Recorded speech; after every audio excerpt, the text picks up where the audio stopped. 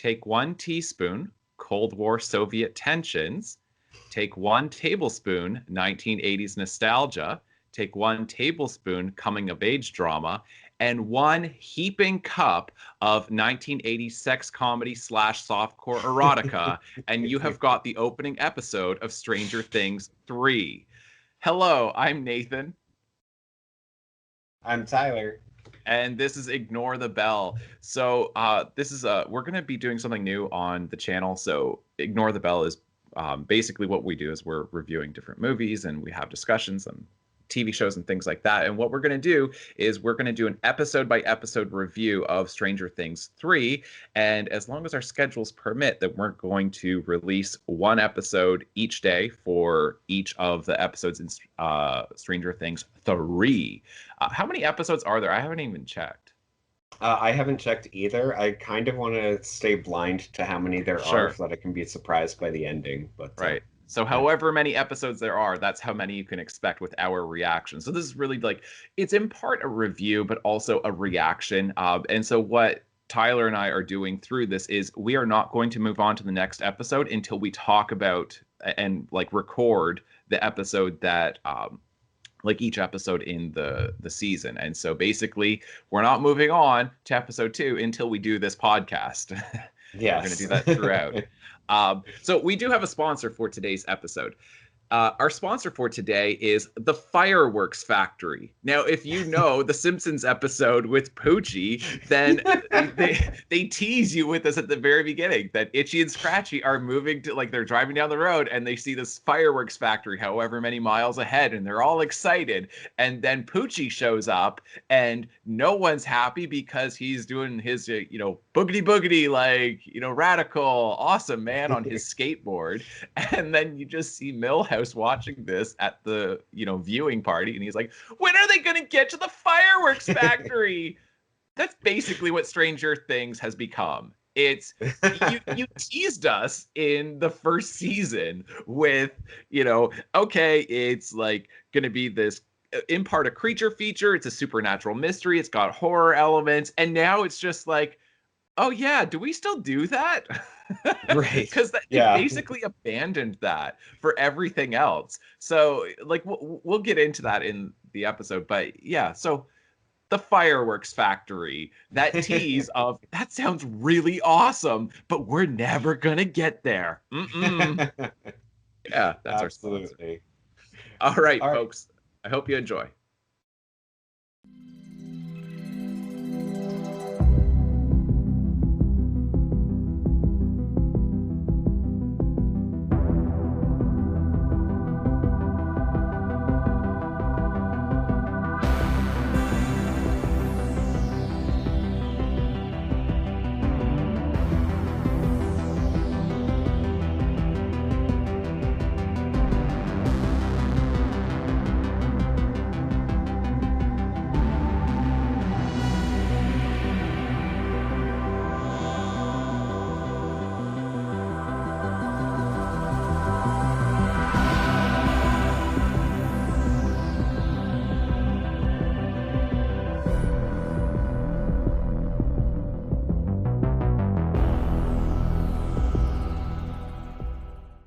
All right, so episode 1 of Stranger Things 3. And so we have been treating this as though Stranger Things, Stranger Things proper is very much like, as in season 1, can very much be viewed as a very, very long movie, right? Not so much a serial TV series, but a very long movie. And then the way we've treated Stranger Things 2, the way they've titled it, because they titled it separately, not season 2, is that it is a sequel to that first movie. And so in this reading of the series, then we're now looking at this as, the second sequel. So right. Yeah, and I don't know whether we're optimistic whether the third one is going to be better than the second, and whether it's ever going to live up to the original. Yeah. I mean, I think that those are two separate questions too. I really enjoyed this first episode. Sorry, you cut out there. Oh, my apologies. Yeah, I definitely have some serious issues with the Billy Mrs. Wheeler stuff. Yes. Um, but overall, then I really like the direction that it seems to be going in, and I think that it is going to be a little bit of redemption for season two at the very least. It may not live up to season one, but yeah. Yes. Okay. And I agree with you on that. Now, I basically have the same reaction to episode one. So I think that if you separate it into different storylines, then it's working really well. And we did notice that as we were going through Stranger Things 2, then we noticed that there are some characters where they're still working really well, right? Mhm. That the stuff that was going on at the Hawkins lab with Sam Owens, the new director, that was actually done really well. We didn't have an issue with Bob Newby, but Right. definitely with Mad Max and Billy and the whole Billy and Mrs. Wheeler thing, it was just appalling. And eight, the placement of that, episode 7, where you get this other, Hmm.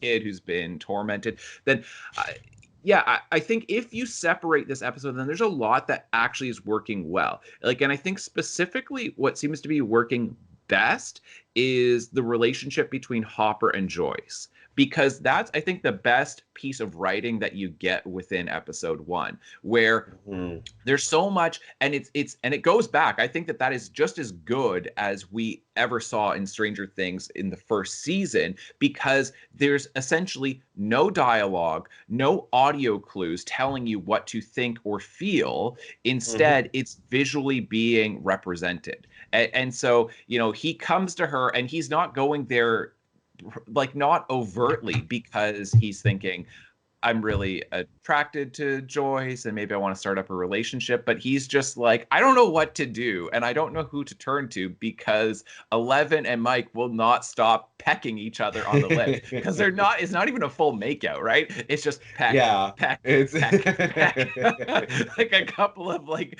birds, like, because it's yeah. not like a hot and heavy session. It's just like boom, boom, boom. So anyway, he's like, they won't stop. It's just constant. And so he's just desperate for help. So he goes to Joyce, and then it turns out, like, through this, that he invites her to dinner, and then, like, I think, does he put his hand on her, or does she put her hand on him? I believe she put her hand Her on hand on his him. to like comfort him Yeah. or say like, yeah, yeah, it'll be fine. You'll be fine with, the whole speech. And then when he invites her to dinner, then that's when she Yeah. like takes her hand away. So yeah. Exactly. Yeah, because then that flips. Because for him, it wasn't even he wasn't even thinking that way. But then the touch of her, then he starts thinking like, oh, like, I really do have feelings for you. Do you want to have dinner? And it starts turning into this romantic moment. But you don't get this ridiculous music cueing you to the idea that this is now Yeah. romantic, the way you do with like Billy and Mrs. Wheeler. And then you can see that she pulls her hand away, and you can see that it's not that she doesn't like Hopper. It's that Hmm. she's just not ready for that, right? And then you see her Absolutely. having dinner alone, and there's no dialogue that's cueing you to this. There's no audio, and then she's kind of like thinking back to when her and Bob were watching Cheers, because she's now watching Cheers by herself, and she's having this crummy microwave dinner with the lasagna and the peas and a glass of wine, all by her lonesome. Her boys aren't there. She doesn't have plans. Then she's thinking, I could have had a nice dinner, and I could have had a nice dinner with Hopper. And then she's like, but why not? And then she's like, because I'm still grieving over the loss of Bob, and Bob was really good for me. So it's not even so much that I don't like Hopper, it's that I'm just not ready yet. And it's like, Yeah. that was told so well. Like, that, seriously, that was season one quality, where I'm like, wow, that Absolutely. was great. And then in the complete opposite direction, you've got the garbage storyline of Billy and Mrs. Wheeler, and none of it made any sense. Like, Yeah. it made no sense. Honestly, all the mothers in the town are like attracted to this like 18-year-old or 17-year-old, whatever he is. Like, It is. I'm not kidding. This is a oh my goodness. 1980s teen sex comedy, right? And Yeah. like, not even necessarily like 1980s. Like, you can, like, even like in American Pie, kind of storyline, right? Yeah. Then, and like mixed in with being a softcore pornography film, it's definitely got elements of erotica, but it's also being played up to some degree for comedy. And it's just, I said it before, and I will repeat this, that I don't even necessarily have an issue with the fact that this middle-aged married woman with children is going to have an affair with this 17-year-old or 18-year-old boy. Okay, if you want to have that within the greater story of Stranger Things, fine. But what the hell is it doing in the plot? Why does it have to be depicted on screen? That's what I don't get. And why are they devoting so much damn screen time to it? Like, I'm not watching Stranger Things 3 because I'm saying, like, I can't wait to find out what happens with Mrs. Wheeler and Billy. It's, I want Yeah. to know about Hawkins Lab. I want to know about 11. I want to know about these Yeah. other kids. I am looking to some degree to see, like, how did they respond to the difficulty of growing up, where it does become this coming of age story with all of them, the dynamics between these characters. Hopper like is getting redeemed to some degree by having 11 slash Jane because he loses his daughter, and Hmm. or even like Nancy and Jonathan. That's an interesting storyline, that they've now got this genuine romance going on, and like you know what I mean. And Yeah. Steve Yeah. Harrington, he's in this interesting position now, um, but instead of getting like any of that stuff, because we get very very little of that aside from like those moments with between Joyce and Hopper. But I think they got less screen time than Mrs. Wheeler and Billy. I mean, Probably, especially when you take into account the stupid slow-mo. Um, like, oh my goodness, it's so bad. Like, it's two oh, different TV shows. Like, we're mhm. literally watching two different TV shows at once. It's like, I don't know if you remember this like from Friends, but like when Rachel Green tries to make her trifle, and like the pages of the cookbook get stuck together, and it's like Joey's the only one who enjoys this thing, and it's like, what's not to Yeah. like? Whipped cream good, jam good, beef good, and it's like peas and carrots are it's like, you combined a dessert with an entree. What the hell is this? Yeah. And that's what it's like watching Stranger Things 2, and especially 3 episode 1. Is just, I'm watching two different things. And if it was exclusively the former of what this show used to be, I would love it. And you do get some elements of that. But if it, like, I just don't understand what they're doing. It doesn't make any sense to me. Yeah, yeah, absolutely. So I will say that the end of episode one is very satisfying. It's satisfying as long as he is dead, but he doesn't die slowly. Right. Because if he Yeah. comes back, and if he now Oh my goodness, that would be survives the this, worst. and if he gets involved with the regular group as a result of now finding out what else is going on, like if he is just a straight up victim, yes, I love this ending. Yeah. But if he somehow, if they're using this as some kind of plot element to pull him into the main group of characters, then I will be very, very disappointed. But yes, I do like, I like the fact that it does end that way. The um, opening and the ending of this, I think, are really strong, because Mhm. I love the fact that it is that you go back to Cold War tensions between the United States and the Yeah. Soviet Union. And that basically got completely ignored in season 2. And Absolutely. we're finally coming back to it. And it's like, right, guys, this is why it's set in the 1980s. And I said this in our discussion from season 1. I said that the reason why it has to be set in the 80s is not just for like cheap nostalgia, but it's that you're dealing with Cold War tensions and Cold War politics, that basically the Department of Energy really has no choice to continue exploring these things, because if we don't do it, the Soviets will. And this is where Right. you get to see the Soviets actually doing this, where it's like, there you go. That's why they have to explore the upside down. That's why they're doing MK Ultra and doing all of these experiments with mind control and all of that, because they believe, and rightfully so, the Soviets are experimenting as well. And if they figure out some kind of new breakthrough in in this technology that they can exploit us, then we're going to be vulnerable. So we have to get there first, even if it really pushes our sense of ethics, Hmm. right?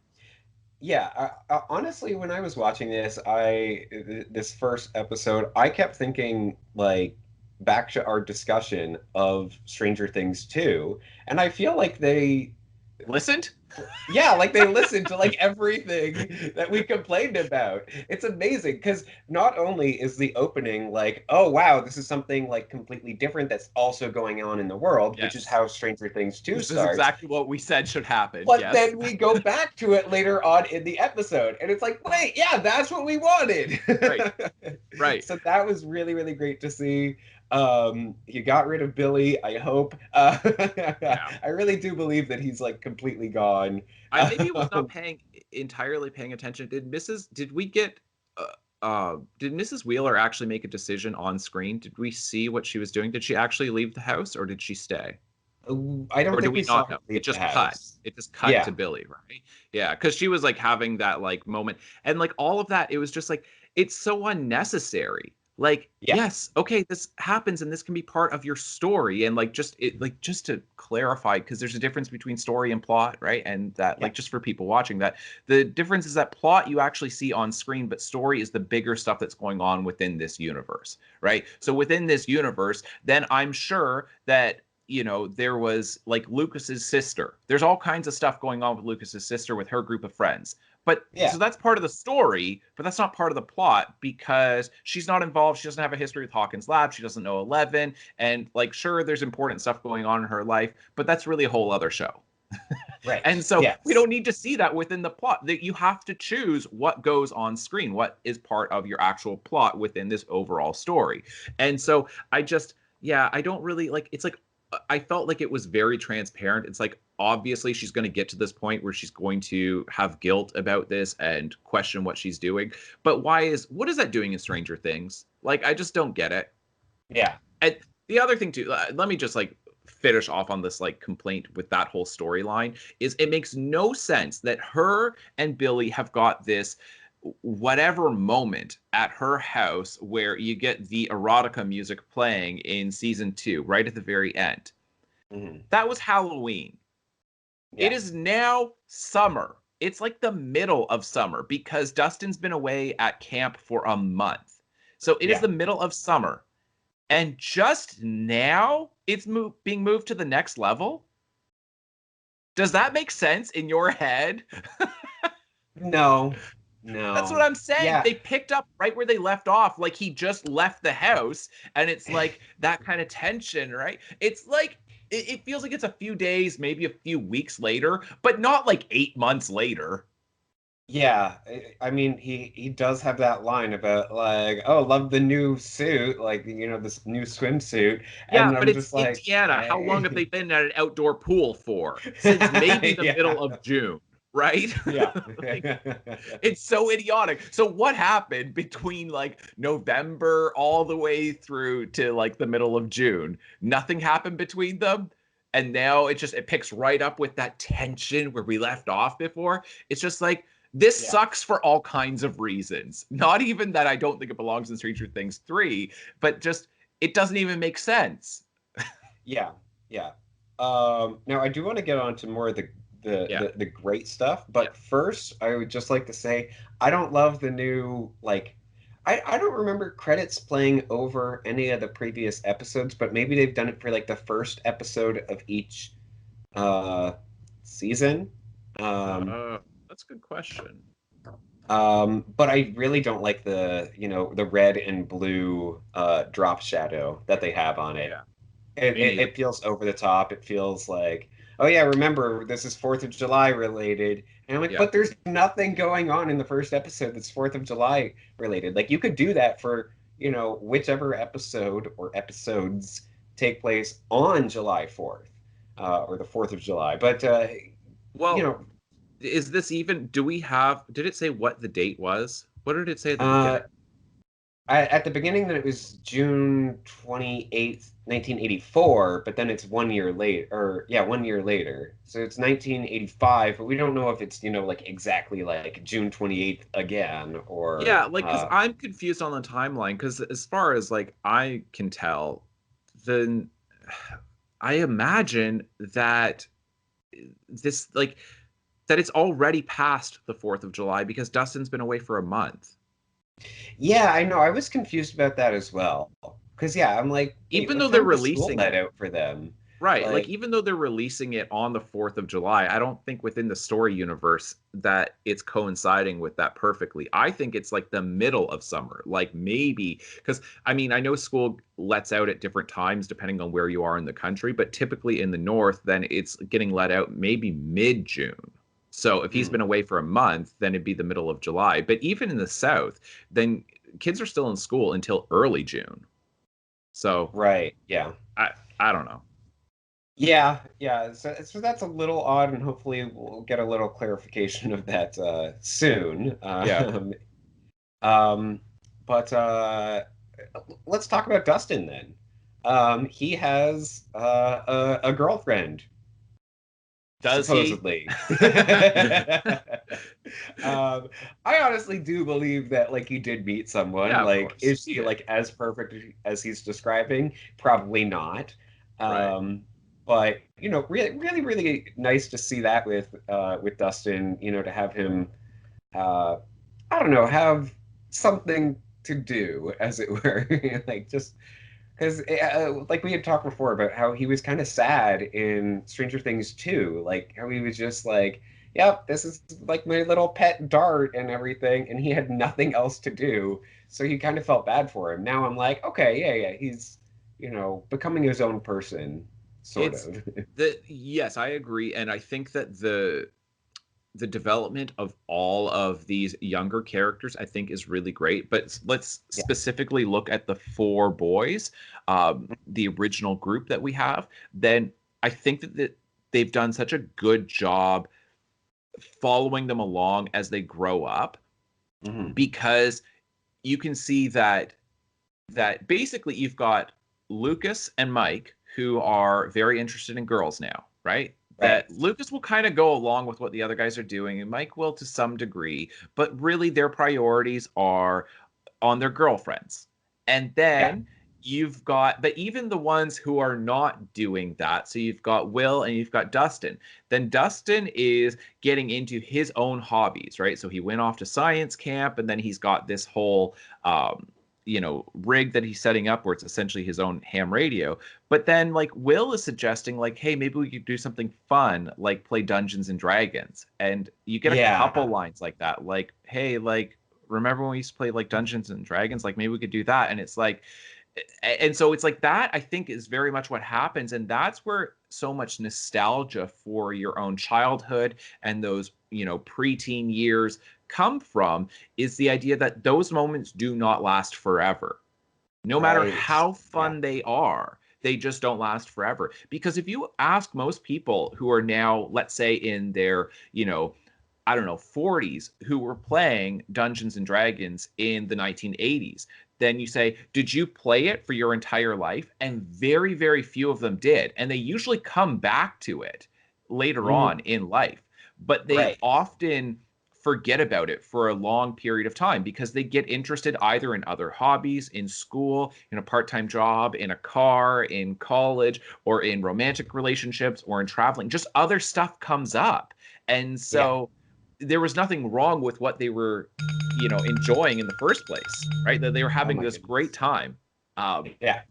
like I don't think any of them would say Dungeons and Dragons is not fun anymore. They would Right. say like, no, it is really, really fun. But playing Dungeons and Dragons in Mike's basement compared to having like a pecking contest with 11, right? Just and it's like, well, which one's going to be more fun? And if like you are a 14-year-old boy or whatever, then like yeah, you're going to choose to like go and make out with your girlfriend than hang out in a basement with like three other guys playing Dungeons and Right. Dragons. But like Will's the only one who he doesn't seem to have anything else, which makes sense. um Yeah. because he's still, I think, dealing with trauma from what he's gone through. For sure. And I do think that that's something I want to talk about with Will. Like, it's kind of, I feel bad for Will because I feel like he's always not necessarily the catalyst, but he's always like he's definitely connected to the Upside Down, Yeah, and now he's like, I don't know. This is now the third time that he's being, uh, I don't know, connected in that way to what's absolutely. going on. What's interesting to me is at this point, he has become more of a victim of the Upside Down and the Department of Energy than Eleven has. Like, Yes, because yes, she true. seems like she's genuinely developing and moving on in her life, that she's becoming more and more, like normal, so to speak, but she's developing in a healthy way, right? Yeah, That even though, like, obviously her life is really strange because presumably she's not going to school, she's still in the cabin and all of that, but she's hanging out with people her age, and she's got like it seems like her and Max get along fine, and then the boy, so she's like got a fairly healthy peer group and all of that, and she fits in pretty well, and she's got a boyfriend, whereas Will is just like continually traumatized and kind of on the outside of all of this, and he seems to be genuinely victimized more than her at this point, which is strange because you would think like a yeah. lifetime, like a whole childhood of being in that place and being messed up, but like who's more normal at this point? Oh yeah, yeah. I mean, like that. That's quite a question, and I Right. do think And that maybe it's I, 11, but I like don't it's I don't want to say like normal because I know like that's not the appropriate psychological term, but like who is Mhm. healthier with mental health right now? Like, and it Yeah, seems, I would say that 11 is at more of an appropriate developmental stage than Will. for sure. Yeah. Yeah, like I mean I really love, Mike and Eleven, Yeah. their whole thing. I love that they don't really know how to kiss, that they're just It's doing very the same funny. thing over. Yeah, like it's genuine. Yeah. It's that's of that age are like they I actually really like the stuff between Lucas and Max. I think that works very well, that Max is always kind of giving him a hard time, and he's Yeah. you know kind of just always trying to be like, no, wait, I'm still good, don't worry, like that's Yeah. again feels very genuine. I like that Dustin is like building this radio tower to reach out to his girlfriend, and that's how he's sort of finding out about this stuff that's going on with the Right. Soviets. Um, I Yeah, you really are like, right. Because through the radio tower, he is basically getting into his own romantic life as well. Even though it's his yeah, hobby, but it's also his romantic life too. Yeah. Good point. yeah, yeah. But yeah, and like even like the stuff with the Soviets, and I think that that's like really um, I feel like a lot of people would watch this episode and they'd be like, wait, but how did the Soviets know about all this stuff? And honestly, like in my mind, it's just espionage. Like, Of that course. was Yeah. just going on. Like, we don't need to see, some guy in a Russian hat like walk outside Hawkins' lab, and like speak into a Good point. Russian. Yeah. Like, we don't need that. It's fine. We totally can just understand that, yeah, it's espionage. There was some kind of spy who, found out about this. Yeah, and even if it's not so much that they are responding exactly to what's happening through the Department of Energy in Hawkins, Indiana, it's that the theory of multiple universes or parallel dimensions has been around by like theoretical physicists for a very long time, like For predating this sure. by decades. So the thing is, like, it's completely reasonable to expect that they are experimenting without necessarily knowing where they're going with it. Oh, sorry about Sorry, that. I know. I think I cut out there, but I was just saying that it's perfectly reasonable to believe that like the Soviets have been for decades, like decades preceding this, they've Hmm. been looking to that, saying like, well, it is possible because it doesn't seem like they know what they're doing. Right. Yeah. They're just like, I don't know, like open a portal to some other dimension. What's on the other side? We don't know. Like, Yeah. Yeah, so I don't know how that's going to tie in, but it's just, I guess what I'm saying with the episode is, and there is a fair bit of good there. Um, I do think that a lot of the interactions and some of the dialogue with the younger group, I think some of it does feel too contrived for my taste, and it feels too almost slapstick at times, and it does feel like that's a really good comedy line, but it doesn't feel realistic to me. Like I had Mhm. multiple moments where I'm just like, I don't know, that doesn't I I don't buy how I don't buy this being a genuine moment. There Right. there are definitely moments where I feel like it's overwritten and it's overproduced, right? That Yeah, yeah, there I think probably that's was, fair. yeah. And I think like because even with the sound design, it's not as offensive as season two, but it's still there. And I think it's just it's overproducing. It's like they can't handle a moment of silence, and every time they transition with scenes, they can't have a subtle little musical cue to get you started into the next scene. Instead, it's some 1980s hit, or it's really over the top. Um, Right. and I think Eh, it's just it's too much. Like just leave it alone. Less is more. But it's right. overproduced. It's overwritten at times. Um, yeah, and go ahead. Yeah, no, I definitely agree. It's nowhere near uh, as overdone as in Stranger Things 2. But there are still, moments like that. And part of me, like, because I didn't, take too much issue with like the sound design or anything this time around, but part of me is thinking that it's because now I'm comparing it to Stranger Things 2. Right. So I'm Exactly. going like, oh wow, this is great, but it's actually not great. It's just like, Thank you. oh, this is That's correct. this You've is got good. it. That's exactly it. It's that it's not that this is great. It's that this is better than two. But I will take better. I will happily take Yes, better. I absolutely. yeah, I will watch this and enjoy it, even like with the awful stuff that you had with like Billy and Mrs. Wheeler. And I think especially because I think they've abandoned that at this point. I hope. Yeah. Uh, so hopefully, like we don't get another stupid pool scene with all of the women in town. Doesn't even so much of that doesn't make sense. Like the one like beside or like a couple over from Mrs. Wheeler, she's very overweight. She's not very attractive, and she's even primping herself. And it's like you think he's just gonna choose like from all of you like it's a buffet and he's like which one do I want today? Like it doesn't make any sense. Women do not behave that way. Who the hell Yeah. wrote that? Have they ever met a real life woman? I mean genuinely, like have they ever seen a woman ever behave that way with a whole group of them? like Yeah, like it's mind-boggling. if we're talking about like it being realistic, so it's so hard to believe. I don't understand how the Duffer Brothers, because they wrote and directed this episode, how is it that the same people who wrote those really good scenes with Hopper and Joyce also wrote that pool scene? I don't Yeah, I get it. How are those the same people? Because like I say, yeah, it's like two honestly. different shows. Um, okay, so I wanted to say like just a couple other things. So I don't know.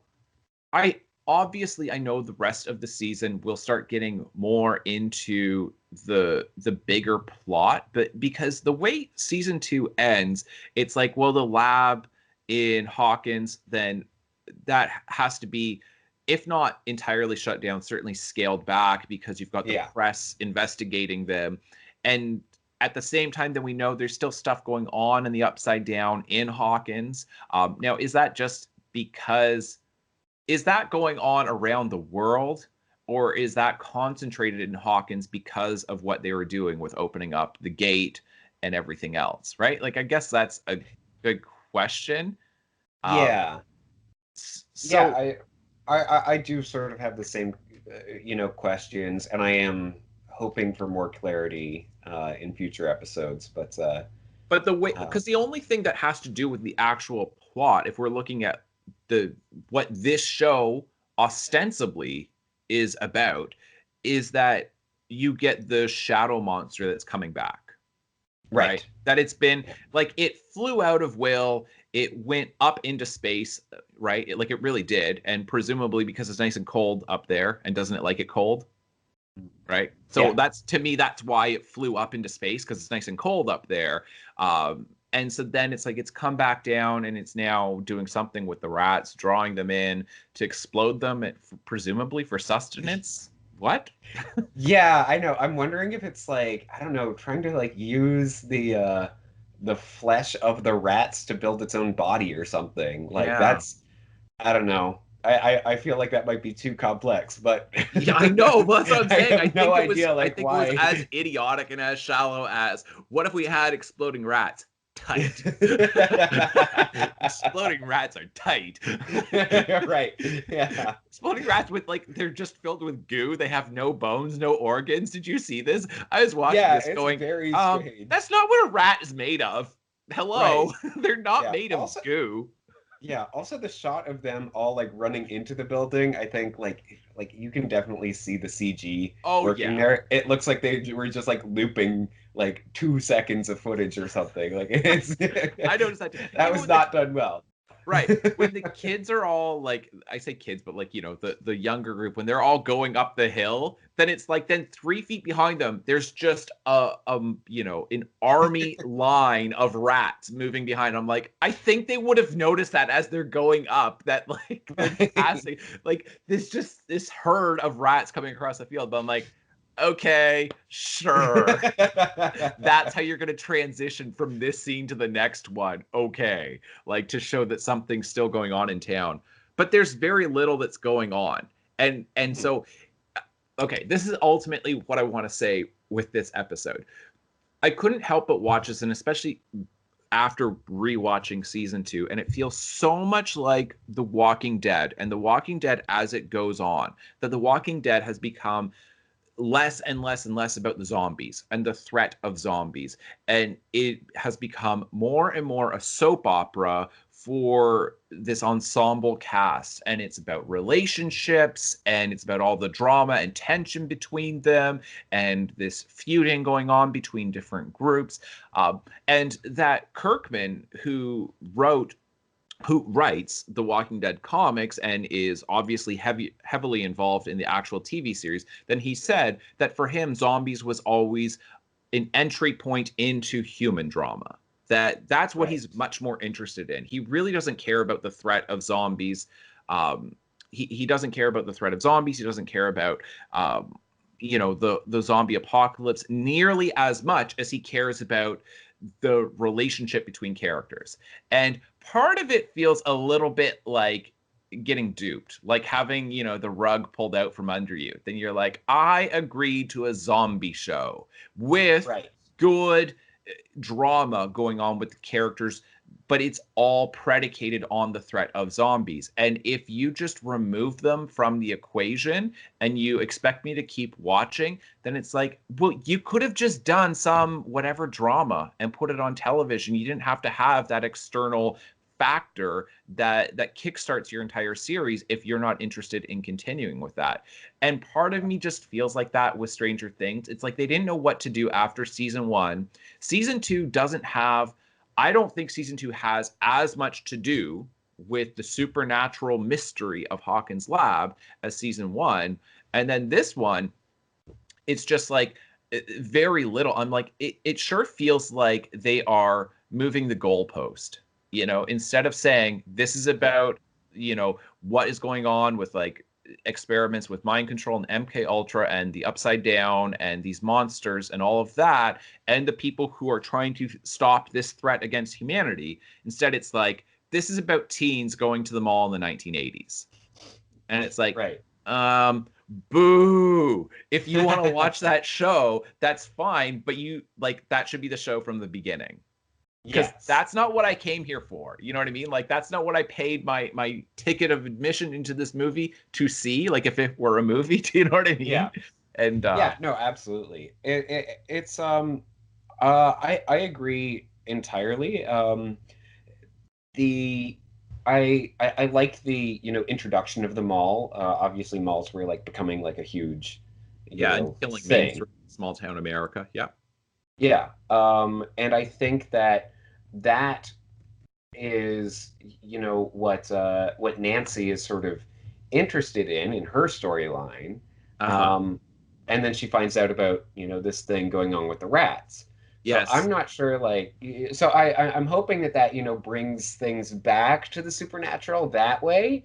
I I agree, but you see what I'm saying? That you Oh, only get so absolutely. many episodes in a season. And we just Yeah. spent an entire episode not dealing with like cuz they skipped over everything from Halloween until the middle of summer. Yeah. But why didn't they skip ahead another day if you don't mind? Because Right. can we start this at the appropriate place? Because I don't know, and I understand that there's a lot of establishing of what's going on with characters, but how much of this is establishing what's going on, and how much of this is indulging in this coming of age drama when it's like that should be a secondary part of the show, right? For sure.